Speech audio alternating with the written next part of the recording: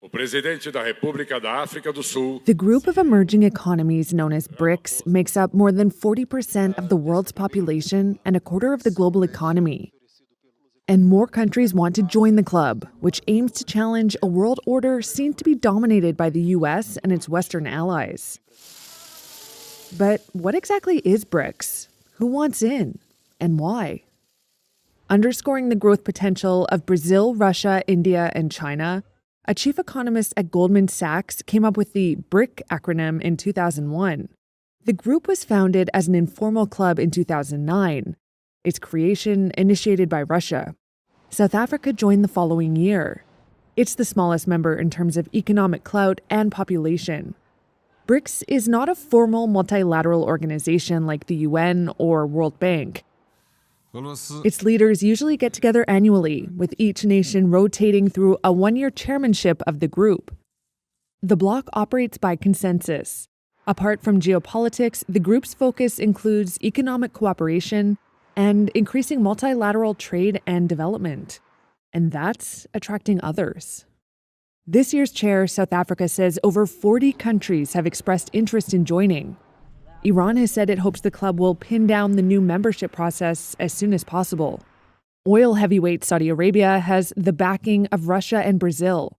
And Argentina says it has China's support. One of Africa's fastest growing economies, Ethiopia, says it's asked to join. Bolivia appears interested too. In July, the country turned to the Chinese yuan, saying it wanted to curb dependence on the US dollar for foreign trade. That move aligns with BRICS' stated aim. The same month, Algeria said it applied for membership and to become a shareholder in the so-called BRICS Bank, or New Development Bank. Still, current members are divided over expansion. China wants the group to get bigger as it tussles with the US over trade and geopolitics. South Africa and Russia, which hopes to thaw its diplomatic isolation over the Ukraine war, are also keen to see the group grow. But Brazil is more skeptical, and India is undecided.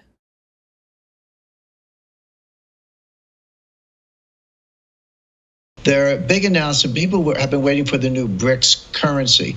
They did not announce that. That may be years away, but they did something equally important. They created a BRICS payment system, clearance and settlement of securities transactions, and a digital ledger of what one country owes to the other, et cetera. So it's a payment, balance of payment recording system, again, all using blockchain technology, which has been around a long time. The importance of that is now they're completely outside the dollar system. It doesn't mean they'll never do another dollar transaction, but recall they've been Russia, at least, and some of the other countries have been kicked out of the dollar system. So if you kick somebody out of the club, they're going to start their own club, and that's exactly what they've done. Now, this is mostly trade-oriented. I don't want to suggest it's the end of the dollar, but it's kind of the beginning of the end. Sterling in 1913 was the global reserve currency, and by 1944, it was a footnote. Well, that took 30 years. These things play out over time. This could move very, very quickly. But one really important element, so let's say Russia ships energy to China, and China pays them in Chinese yuan. And then China ships manufactured goods to Brazil, and Brazil pays them in their local currency. And you're keeping all this on a ledger. The central banks in each country can pay the sellers and the buyers, but the countries then have a ledger where they owe each other a certain amount. Well, you have two problems there. One is you might have too much of the currency, that more than you can really spend. If you have a big yuan balance, but you don't need that much from China, what are you going to do with the excess? The other thing is you have exchange risk. If Russia has a big yuan balance from China and the Chinese yuan devalues, Russia could lose money on that. So how do you solve that?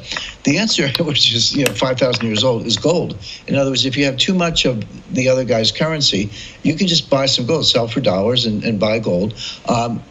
Or just buy gold directly. I should also mention they set up a new commodities exchange that includes gold. So you can buy gold in local currency and then just have the gold.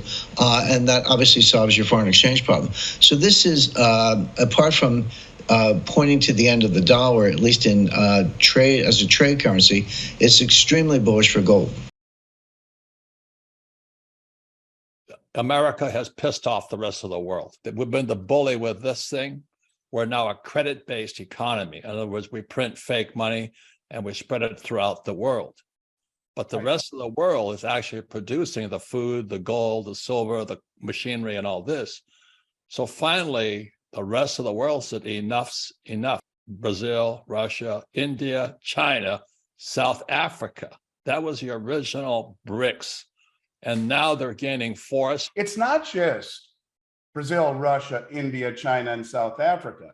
You have well over a dozen countries that have already applied, such as Algeria and Argentina and Iran, the United Arab Emirates, Nicaragua, Turkey, Indonesia, Senegal, Nigeria, Afghanistan, Egypt, Kazakhstan, and the biggest one of all, Saudi Arabia, has formally applied to the BRICS nations. Kazakhstan, Indonesia, Thailand, all of these countries and their neighbors that are growing together are forming a massive, very imposing, not only from a GDP, but you put all these countries together and their military might is very, very strong as well. And those are the BRICS plus. Now they're talking about adding more countries, including Costa Rica, El Salvador, Guatemala, Honduras, Panama, Bolivia, Chile, Cuba, Ecuador, Peru, Uruguay, Venezuela, Azerbaijan, Mongolia, Turkmenistan, Uzbekistan, Pakistan, Sri Lanka, and Vietnam. The list goes on